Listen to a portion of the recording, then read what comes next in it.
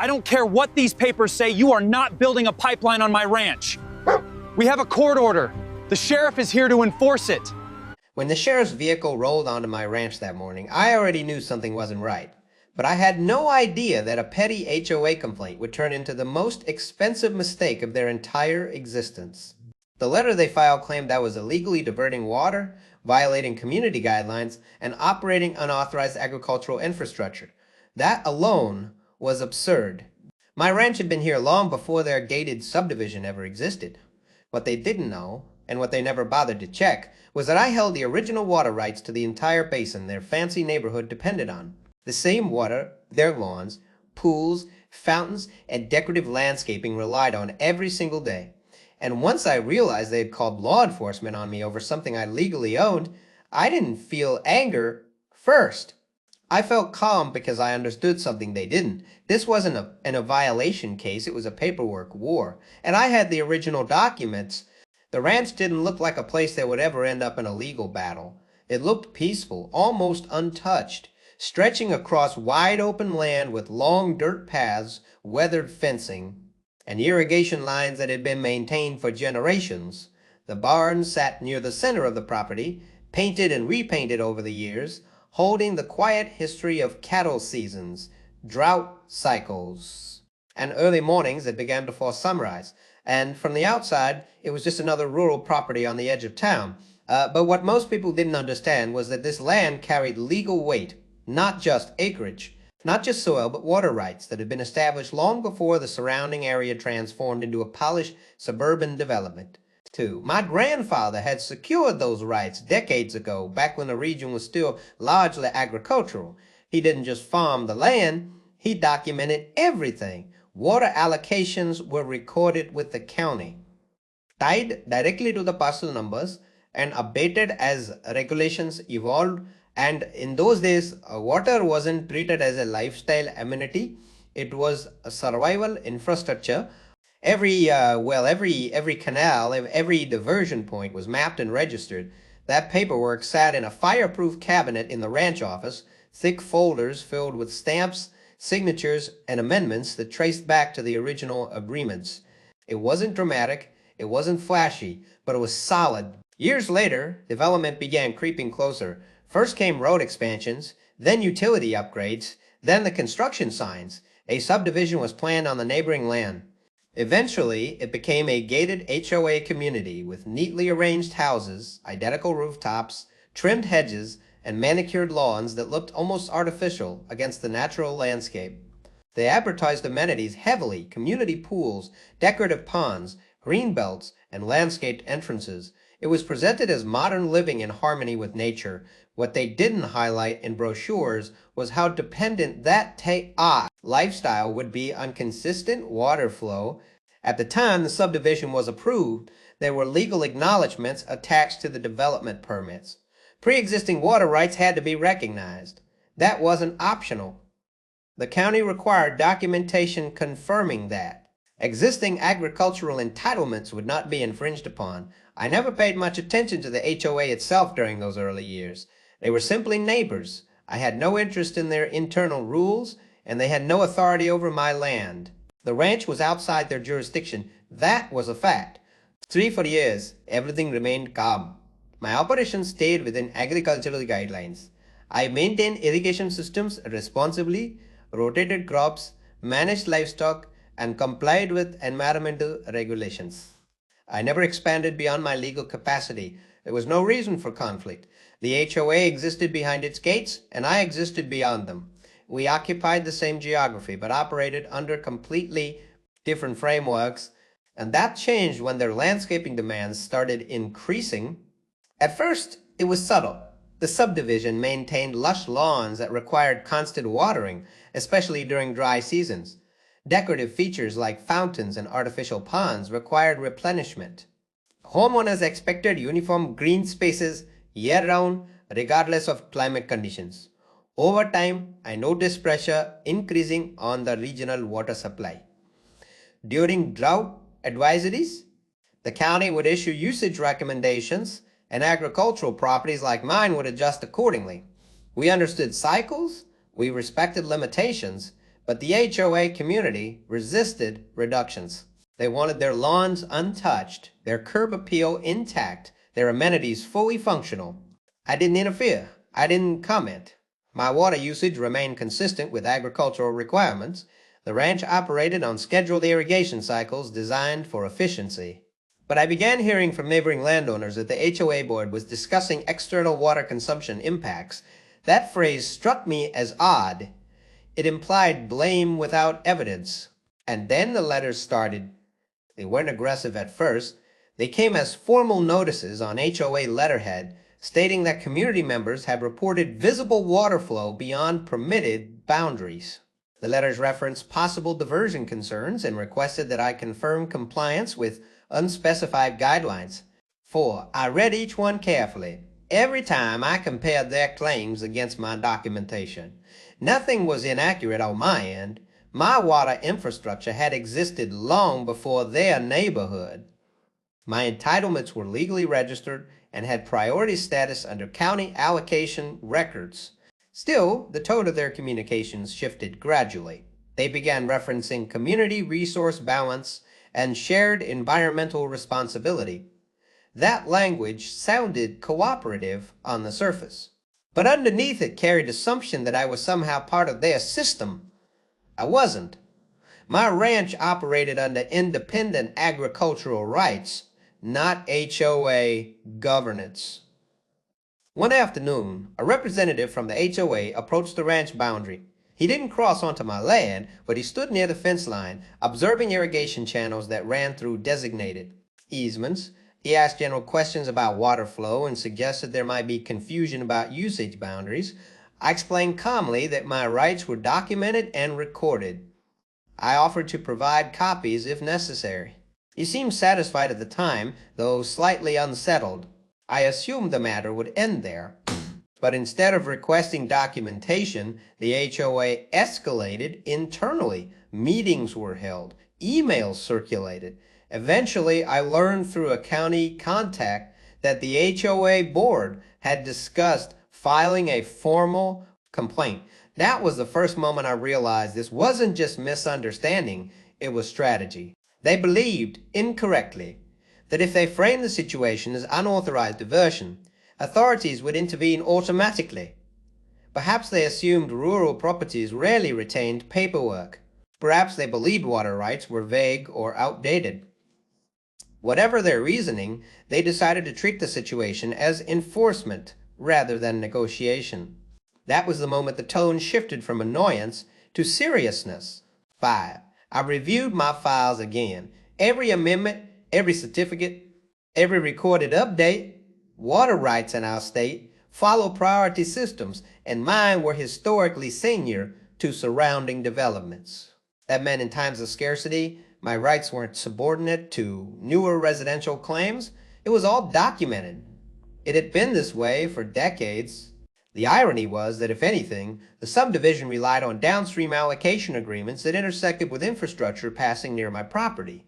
But instead of reviewing their own agreements, they focused attention outwards. I remember sitting in the ranch office that evening, looking at the thick folders stacked neatly on the desk. There was something almost surreal about the situation. I had inherited responsibility, not conflict. My grandfather's careful record-keeping had always seemed excessive when I was younger. Now it felt like foresight. The HOA's complaint arrived officially a few days later. It alleged unauthorized water redirection affecting community supply stability. It requested investigation and potential enforcement action. The language was structured to trigger administrative review, and that's when I realized they had crossed from internal discussion into formal escalation. Bro, this was the kind of moment where most people panic. But instead of reacting emotionally, I started preparing.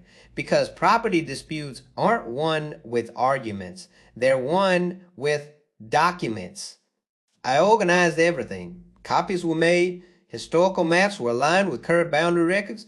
I contacted the county water authority proactively, not defensively, just to ensure clarity. The ranch had nothing to hide. In fact, transparency would reveal the opposite of what the HOA was claiming. Still, I knew once law enforcement becomes involved, perception changes. Even if you're right, the optics of a complaint can create tension. and that tension was about to arrive at my driveway. 6. Because shortly after the HOA filed their complaint, a vehicle I recognized from prior county inspections pulled up along the ranch road. And that's where the real escalation began. The morning the sheriff's vehicle turned off the main road and onto my ranch access path, the air felt different. Not dramatic, not chaotic, just heavier, like the calm before a storm that hadn't fully formed yet. Dust trailed behind the tires as the cruiser rolled past the old entrance gate, the same gate that had stood there long before the HOA community even existed. I wasn't surprised by the visit, but I was prepared for it. The HOA had escalated their complaint beyond letters and meetings. Now it had reached formal channels. And when that happens, things stop being neighborhood disagreements and start becoming documented disputes. The sheriff stepped out with the kind of posture professionals carry when responding to civil complaints, and he wasn't there to accuse. He was there to verify. That distinction matters more than people realize. He introduced the purpose of the visit clearly. A report had been filed alleging unauthorized water diversion potentially impacting the nearby subdivision. The way he phrased it was neutral, but the implication was obvious. Someone believed I was taking something that didn't belong to me, and that's when the entire situation shifted from irritating to deeply ironic, because I had the original water rights documentation ready before he even asked. We walked toward the ranch office, passing irrigation channels that had been maintained for decades.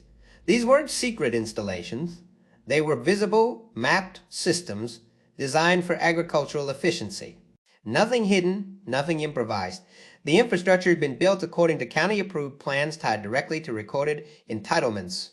7. As we entered the office, I opened the fireproof cabinet and pulled out the primary water allocation certificate, along with historical amendments and updated compliance filings. The sheriff reviewed them carefully, page by page. You could see the moment it registered. The water rights predated the HOA development by years, decades, actually. Not only that, but the documents clearly showed priority status under the regional allocation framework. That meant in regulated conditions, agricultural rights like mine held senior standing. The subdivision, by contrast, was built later and had acknowledged these pre-existing entitlements during approval. Processes? Bro, when he saw that timeline, the energy in the room completely changed. This wasn't death theft. This wasn't unauthorized tapping. This wasn't even close to criminal activity. It was a misunderstanding built on assumptions. The sheriff asked whether I had modified infrastructure recently. I explained that routine maintenance had occurred, just like every season. Pipes wear down, valves get replaced, channels get cleaned. That's normal. Agricultural management. None of it altered flow beyond legally permitted usage. Everything remained within documented limits. He then explained the HOA's claim in more detail. According to their complaint, water levels affecting their decorative pond and landscaping system had fluctuated, and they suspected external interference. That detail was important, because fluctuations in regional supply during dry periods are common. Weather patterns, municipal adjustments, and seasonal demand changes can affect flow. But instead of reviewing environmental factors or their own consumption patterns, they had assumed external diversion. That assumption says a lot. It's exactly how some boards operate. When something goes wrong, the first instinct isn't investigation, it's blame. And if there's a nearby property that looks independent, that becomes the convenient target. The sheriff inspected the main irrigation connection points, confirming they matched registered layouts. No unauthorized taps were found. No illegal rerouting existed. Everything aligned with recorded agricultural design. After reviewing the documentation and physically inspecting the infrastructure, it became clear that no violation had occurred.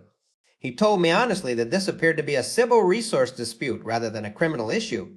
That was important because once authorities confirm legality, the burden shifts back to the complainant. Filing a complaint without proper verification can carry consequences if done recklessly. The visit ended professionally. No citations, no warnings, no enforcement action, just a recommendation to resolve misunderstandings through civil channels if necessary. But here's what the HOA didn't realize. They hadn't just filed a complaint. They had officially triggered a legal review process that would now be documented, and documentation is everything in property law. As the sheriff drove away, I stood near the fence line for a moment, watching the dust settle. The irony was almost overwhelming. The subdivision behind their gates depended heavily on consistent water access for landscaping and amenities, and yet they had accused the one property in the area with legally senior rights of interference. That's the part that made it unbelievable, because if anyone had the authority to adjust water flow during allocation changes, it would be the senior rights holder, not the HOA. I didn't feel rage, I felt clarity. There's something powerful about being fully prepared in a situation where others assumed you wouldn't be. The ranch wasn't just land, it was a historical record of compliance and rights management. My grandfather's meticulous documentation now felt like armor. 9 later that evening, I reviewed everything again, not because I doubted my position, but because I wanted to anticipate the next move. OHOA boards don't usually stop at one failed attempt. When confronted with evidence, some double down, and based on their tone in previous letters, I suspected they might escalate further. That suspicion turned out to be correct. Within days, I received notification that the HOA intended to convene a special board meeting regarding external compliance concerns. That language signaled persistence. They weren't ready to admit error. Instead, they were framing the issue as ongoing risk. That's when I realized something important about this kind of conflict. This wasn't about water, it was about control. The HOA had built a narrative internally that their community faced a resource threat, and now, despite the sheriff's findings, they would need to reconcile that narrative with reality. Sometimes organizations struggle to admit when they've misjudged a situation, especially after publicly escalating it.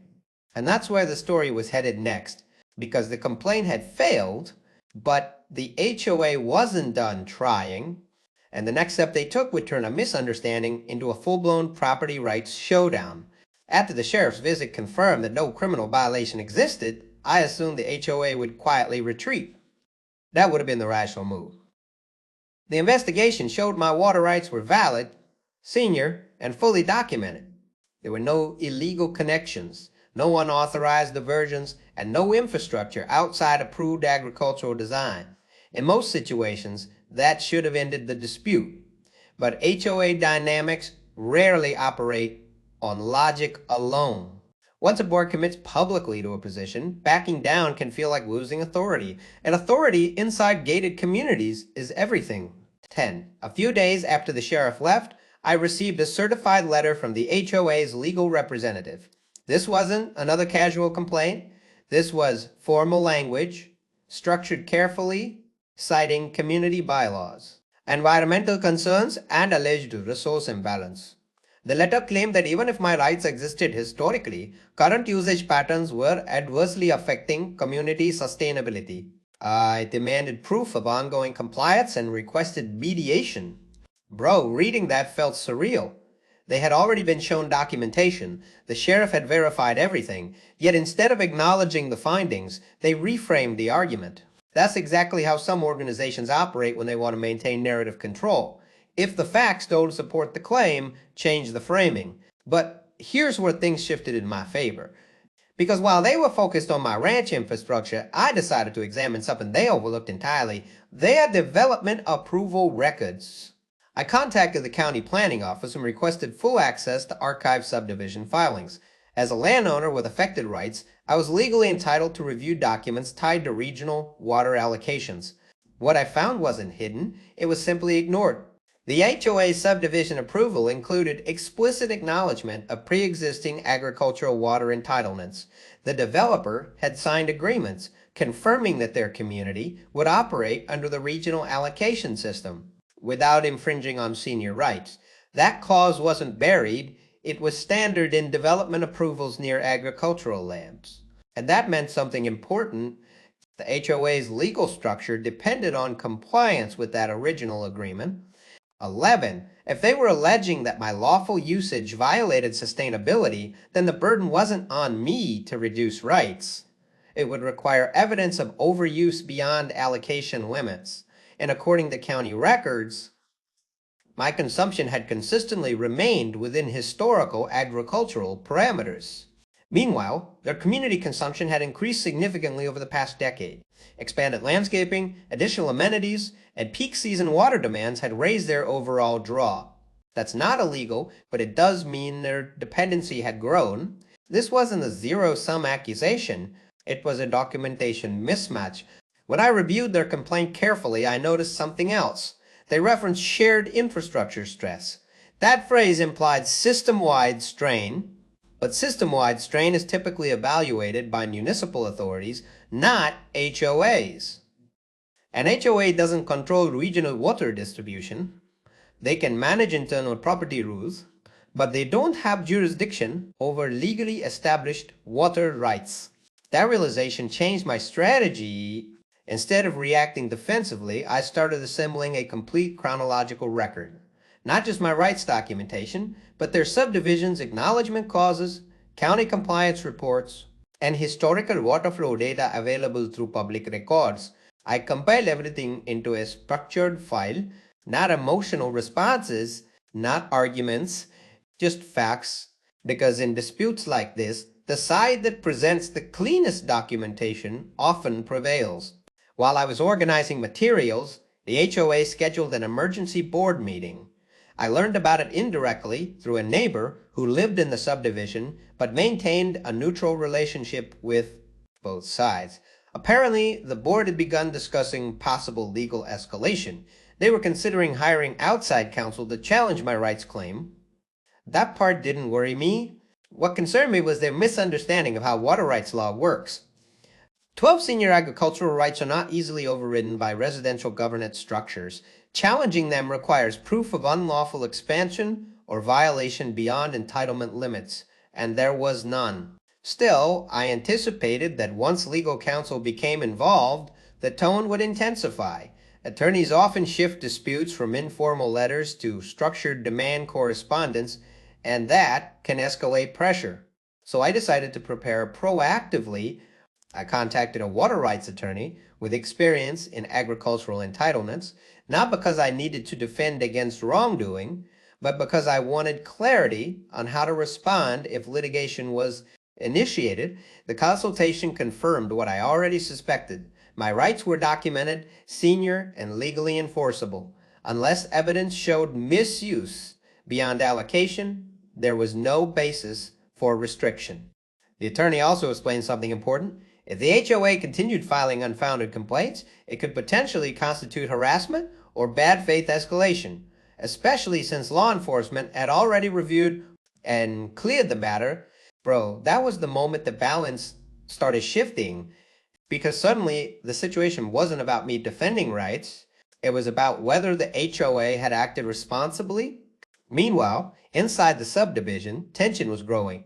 Lawns had begun showing minor signs of water restriction due to regional conservation advisories. Instead of acknowledging environmental cycles, some residents started asking questions about why the board was spending time targeting a neighboring ranch. Rumors spread quickly in communities like that. When people hear about legal disputes, curiosity grows, and that pressure matters. HOA boards rely heavily on perception. If members believe leadership is wasting resources on unnecessary conflict, trust erodes. 13. I didn't speak publicly about the situation. I didn't post statements or escalate through social channels. Instead, I focused on transparency. When county officials requested clarification during routine reviews, I provided documentation immediately. No hesitation, no delay. And that approach builds credibility. Eventually, the County Water Authority reached out for confirmation regarding the HOA's complaint history. They wanted to ensure no ongoing violations existed after reviewing records. They reiterated that my agricultural usage complied with established rights. That confirmation effectively closed the enforcement path. Now the dispute was clearly civil, and in civil disputes, evidence wins. The HOA's board faced a decision. They could either acknowledge the documentation or continue escalating without factual basis. If they escalated further, they would need to justify their claims with concrete data. At this point, their narrative was weakening. They had accused the ranch with senior rights of unauthorized diversion. The sheriff found nothing. County records confirmed legitimacy. Legal consultation reinforced compliance. And yet, internally, they still hadn't publicly conceded. That meant something bigger was coming. Because when organizations feel embarrassed by failed accusations, they sometimes attempt one last move to regain control. And that move often reveals everything. I sensed that the next step wouldn't be another letter. It would be something designed to create leverage. And when it happened, it would change the entire dynamic of the dispute. The HOA didn't respond with an apology. They didn't retract their complaint. They didn't issue any public clarification after the sheriff cleared my ranch. Instead, they shifted tactics.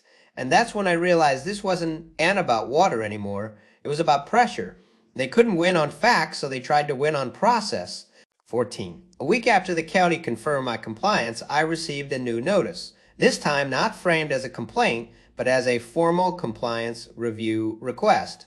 It demanded detailed logs of water usage for the past 3 years, including seasonal flow rates, irrigation schedules, and infrastructure schematics.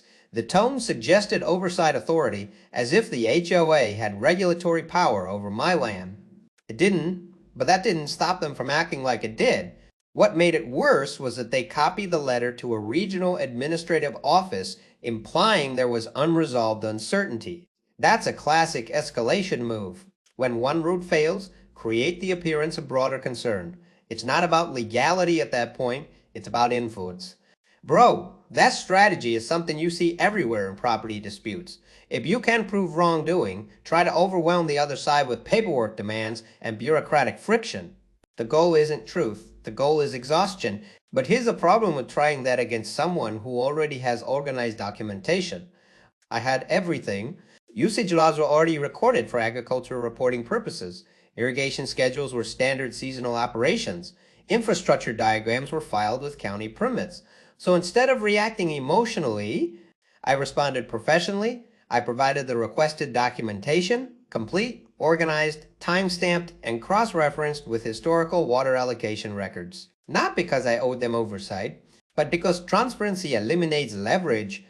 When they received the files, the board meeting reportedly became tense.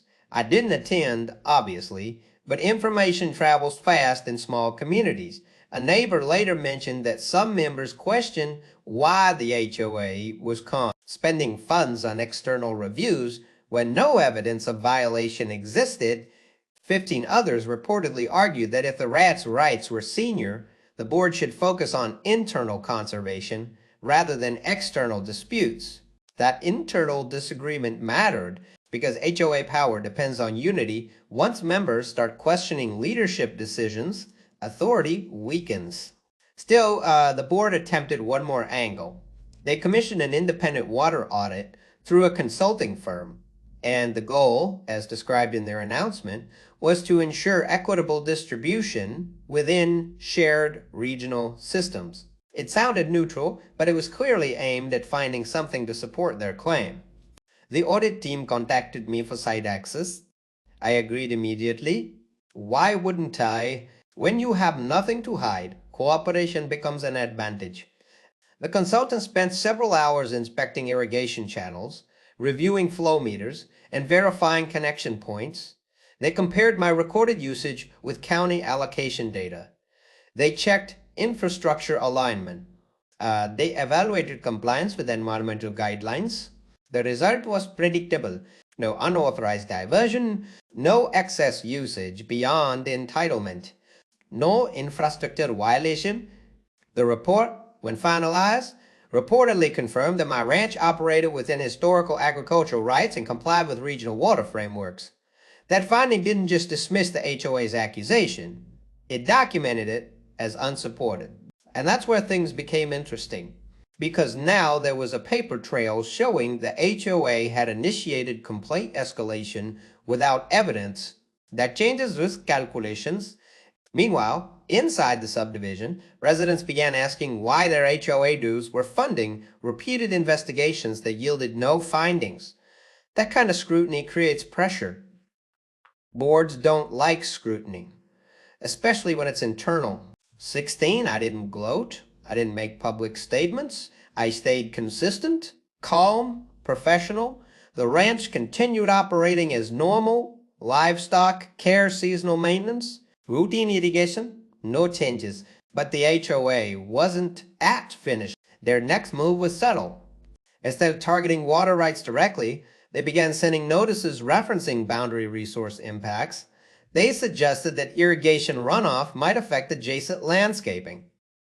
That claim was vague, and intentionally so. Vague claims are harder to dismiss outright because they lack specifics.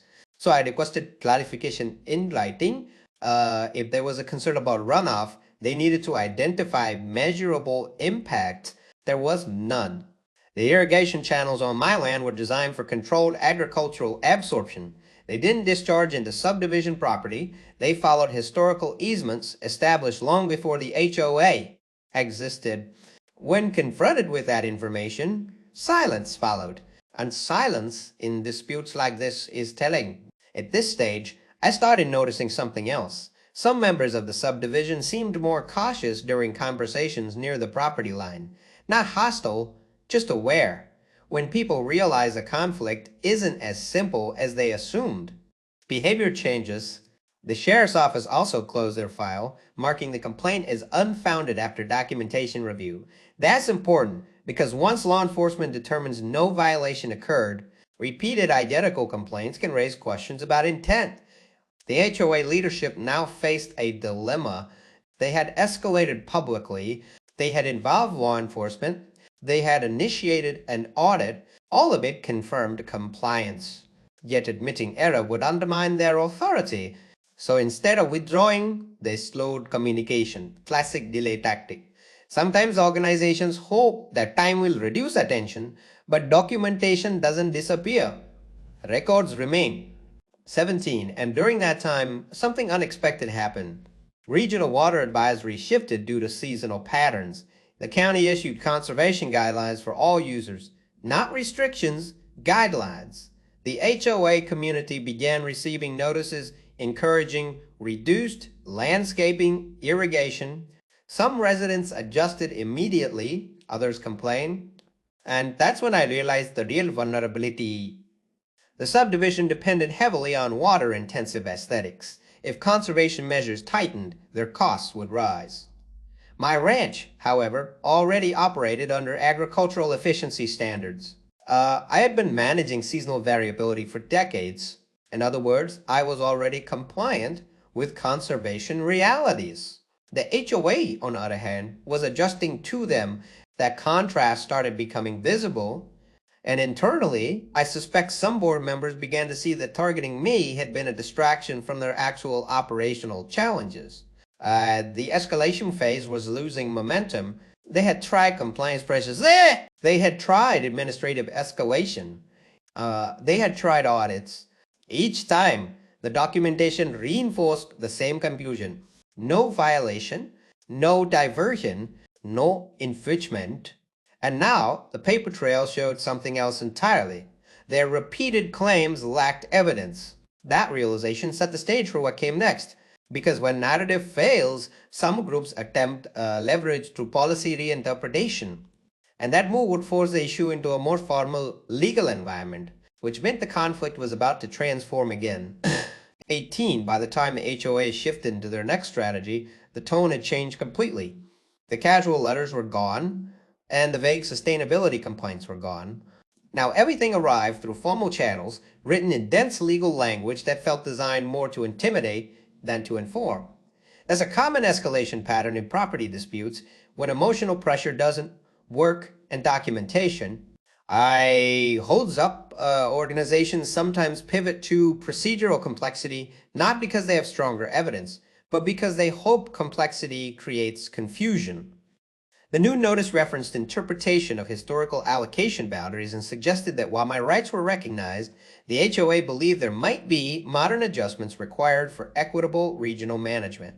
That wording was deliberate. It didn't claim I violated anything. Instead, it implied that even legal rights could be reconsidered under evolving frameworks. Bro, that's the kind of language that sounds official but doesn't mean what people think it means. Water rights law doesn't operate on vibes or community preferences. It operates on priority systems and recorded entitlements. And you cannot just reinterpret senior rights because a neighborhood feels uncomfortable. Still, I knew I had to respond carefully. In disputes like this, tone matters almost as much as evidence. So I worked with legal counsel to draft a structured response. The goal wasn't confrontation. The goal was clarity. We restated the documented history of the ranch's water entitlements, referenced county records, and reaffirmed compliance with all usage requirements. We also requested that any further claims be supported by measurable data rather than assumptions. At the same time, I began anticipating their next move. When boards feel cornered, they sometimes attempt to influence regulatory bodies indirectly. That can involve submitting formal requests for reinterpretation, lobbying for bylaw adjustments, or attempting to reframe the issue as a community safety concern. And that's exactly what happened. The HOA sent correspondence to a regional administrative office arguing that water distribution patterns near their subdivision required review due to changing environmental demands. They included references to drought conditions and population growth. On paper, that sounds reasonable, but here's the important detail. None of that changes pre-existing senior agricultural rights unless there's evidence of violation. The county responded by requesting clarification, because once a complaint enters formal administrative channels, agencies don't just accept narratives, they evaluate records. That meant my documentation, already verified by the sheriff and audit team, would now be cross-referenced again. I provided everything immediately again. No delays, no resistance, and that consistency matters. When one side cooperates transparently and the other escalates repeatedly without evidence, the contrast becomes obvious to regulators. Meanwhile, inside the subdivision, something interesting was happening. Residents started noticing that their HOA dues were being used for repeated reviews and consultations. That creates internal tension. When money is spent pursuing claims that don't produce results, members start asking questions. Some homeowners began attending meetings to understand why the board was focusing so heavily on a neighboring ranch instead of addressing internal concerns. That kind of scrutiny changes board dynamics quickly, but the leadership still hadn't conceded 20. Instead, they attempted a different angle. They proposed implementing a new community water assessment policy that would indirectly pressure surrounding properties to align with updated sustainability standards. The language was crafted carefully. It didn't name me directly. It didn't challenge my rights openly. It simply suggested broader standards that could affect all users in the region. That's a strategic move. If you can't defeat someone's rights directly, try to change the environment around them.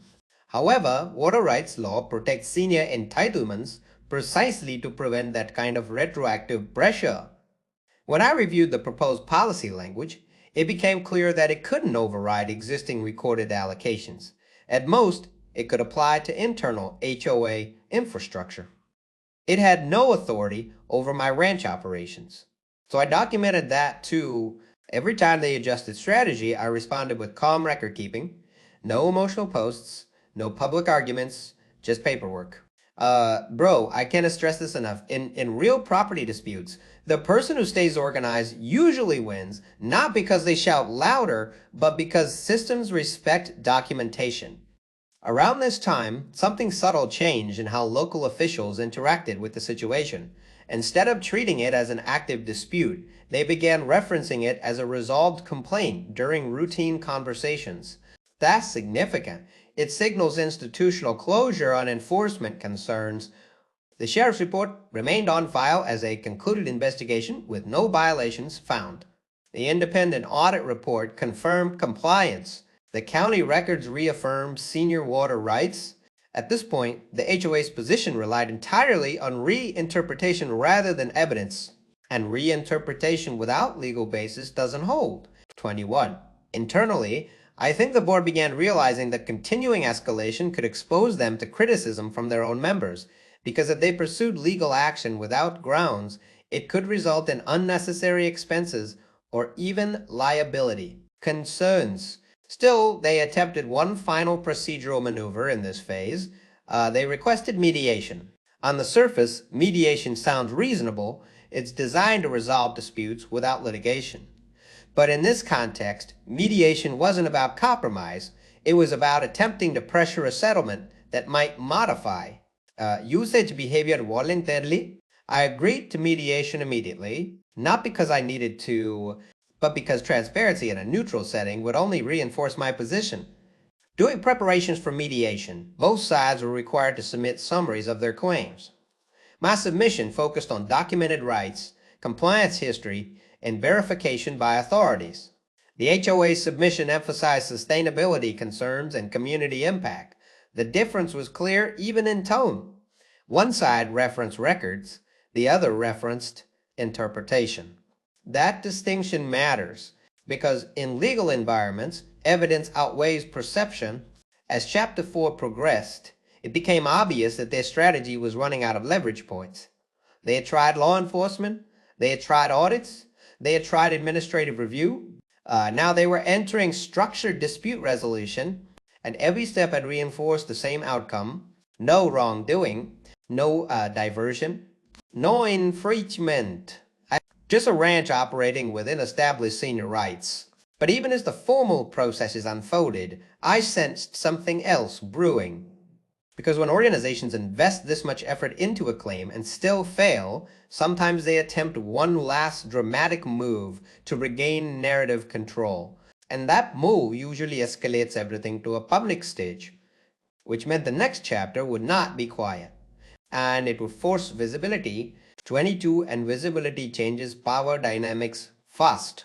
Natural break, end of chapter 4, part 1. The HOA had moved from complaints to legal reinterpretation attempts, but every official review reinforced the same conclusion. Now they were heading toward mediation, and what happened there would determine whether this dispute ended quietly or exploded publicly.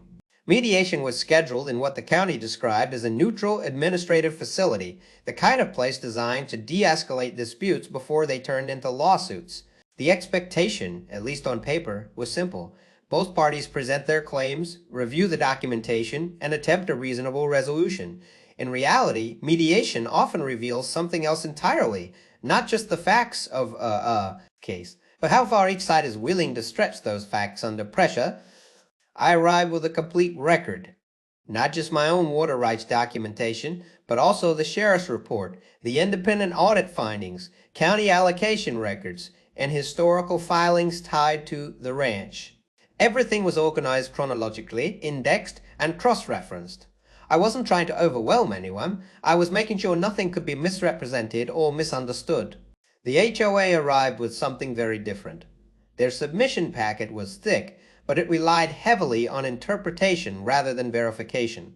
It included charts showing perceived flow imbalance, community impact statements from residents, and generalized references to drought conditions. On the surface, it looked structured, but when you examine it closely, it lacked the one thing that matters in disputes. Like this, direct evidence of violation. Bro, that difference becomes obvious immediately in formal settings.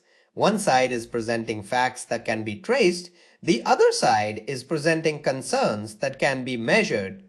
23. The mediator began by reviewing the purpose of the session, determined whether any actionable dispute existed between agricultural water rights and HOA community concerns.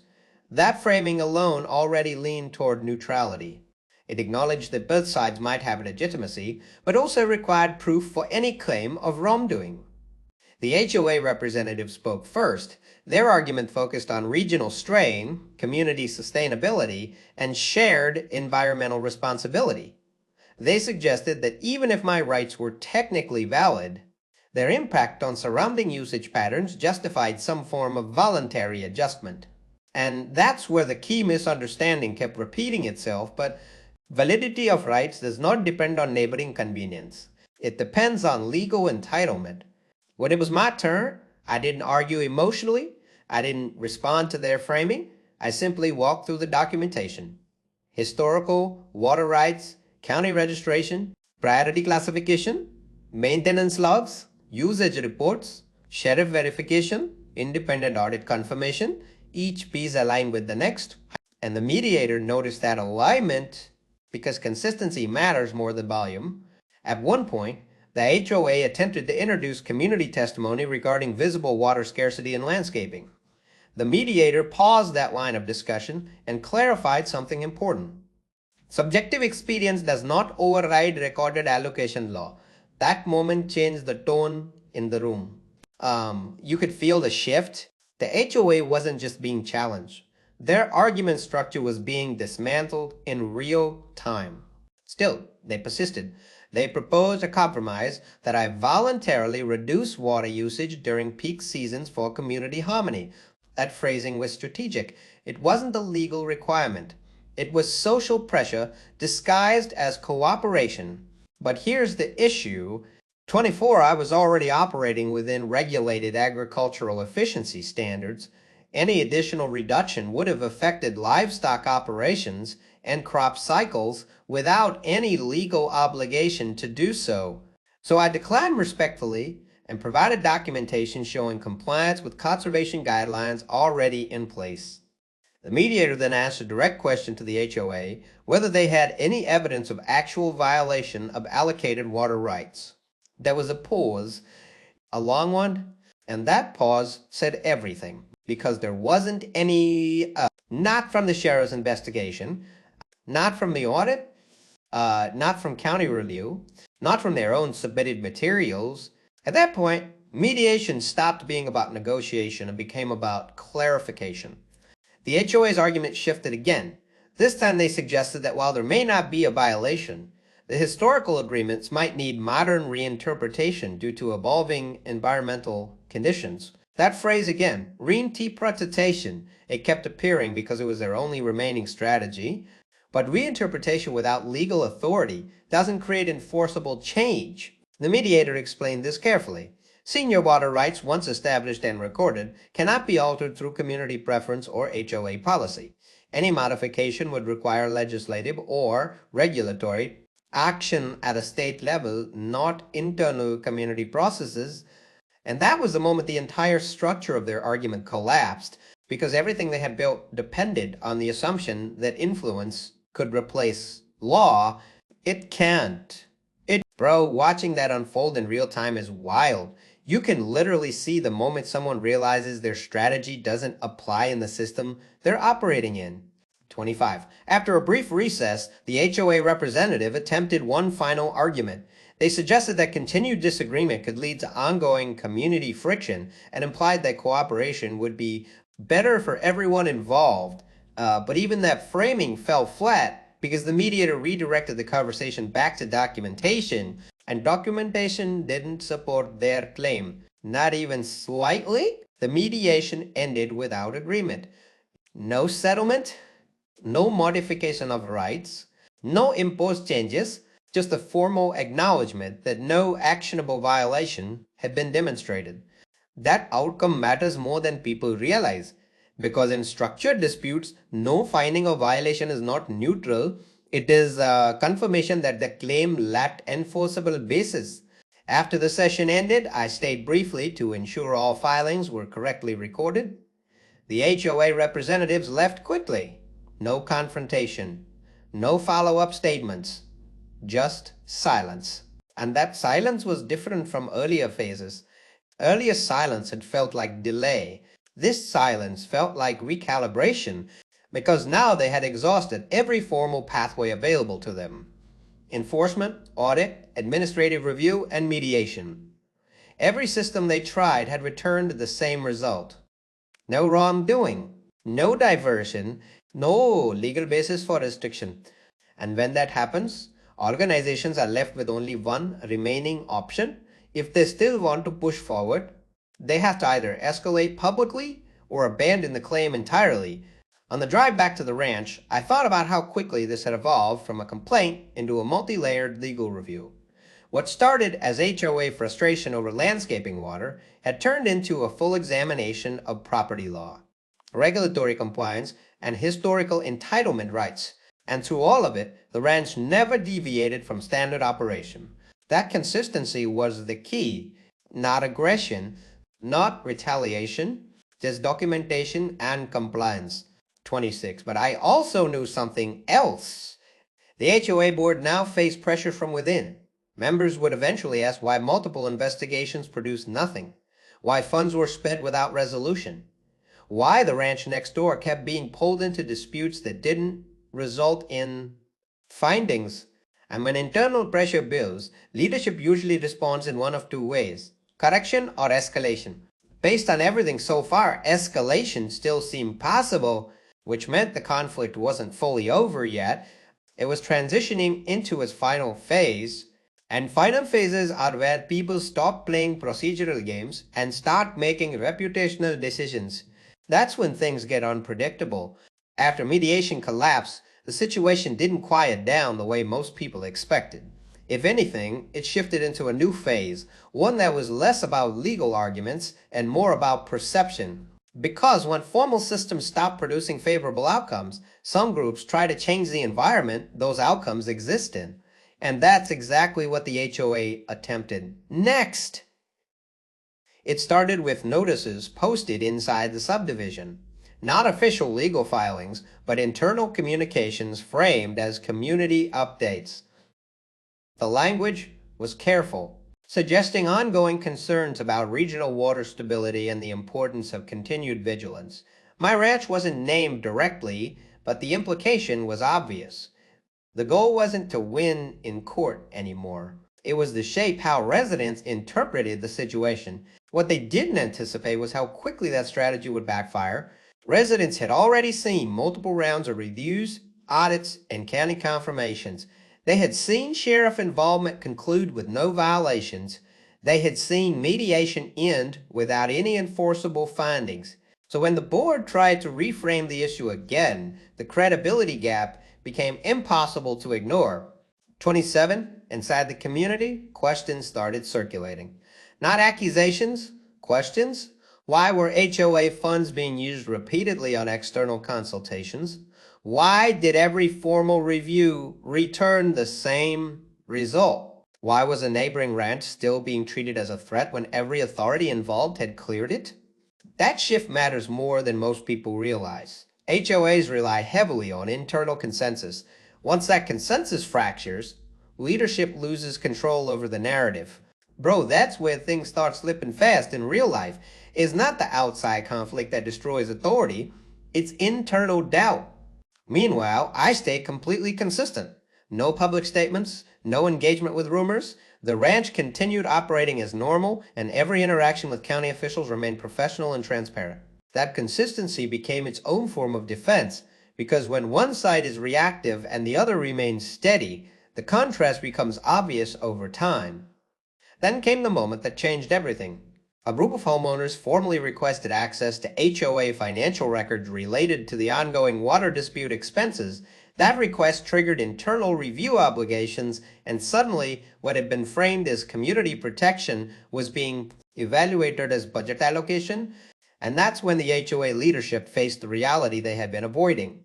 Continued escalation without results was no longer just a legal issue, it was a governance issue. The ranch had not only survived every challenge thrown at it, it had been repeatedly validated by every system involved: sheriff review, county verification, independent audit, mediation, all aligned. At that point, the HOA's position stopped being sustainable, because in the end, you can argue perception for a while. You can argue against documentation forever. And for the first time since this began, the board went quiet in a way that felt final, not tactical. Not because they won 28, but because there was nothing left to argue. After the internal financial review request was filed, the HOA board's control over the situation started slipping in a way that couldn't be patched with more letters or policy language.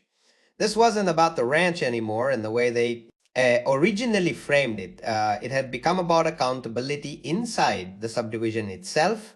Residents began attending board meetings in higher numbers than usual, not in an aggressive way, but in a steady, persistent curiosity that made leadership uncomfortable. When people start showing up not because they are angry, but because they want receipts, the dynamic changes completely. Every explanation has to hold up under scrutiny, not just authority. The board tried to maintain its original position. They reiterated concerns about regional water strain and community sustainability. They referenced prior complaints and past discussions as if repetition could substitute for resolution. But repetition doesn't strengthen a weak argument, it exposes it. What made things worse for them was the consistency of external confirmations. Every official review tied to the ranch had reached the same conclusion. No violations. No unauthorized usage. No infrastructure irregularities. Just lawful, documented agricultural water rights that predated the subdivision by decades. That consistency began to echo through community discussions in a way the board couldn't control. Bro, this is where it gets real. In HOA situations, once residents realize the problem isn't actually supported by outside verification, trust shifts quickly, and trust is the only real currency HOA leadership has. At the same time, the financial transparency request forced the board to justify expenditures related to the repeated investigations.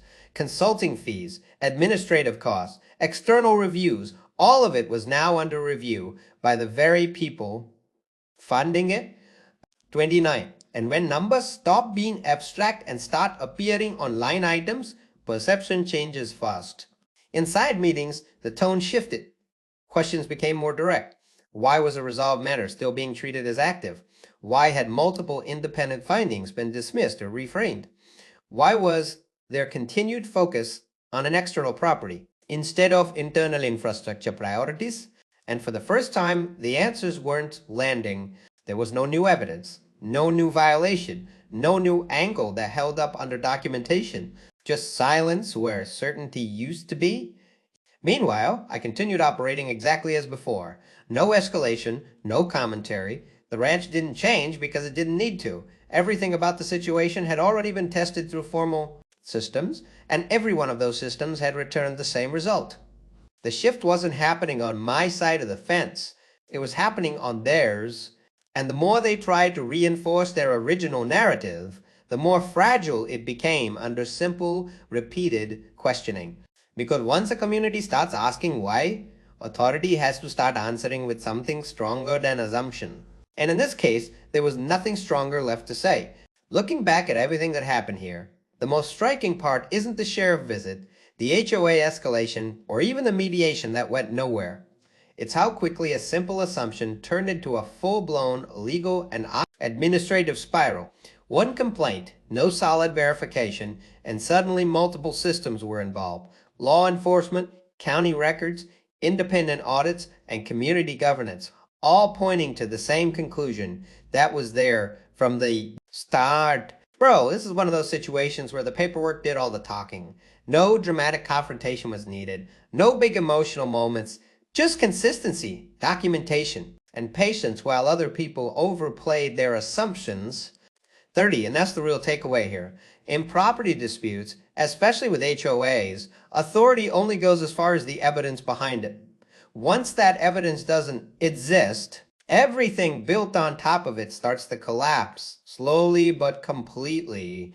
If you've ever dealt with HOA conflicts, property misunderstandings, or bureaucratic overreach, you already know how messy these situations can get when logic gets replaced by assumption. If you want more real-world HOA revenge stories, legal drama breakdowns, and property dispute narratives like this, subscribe and stick around. There are plenty more stories where this came from.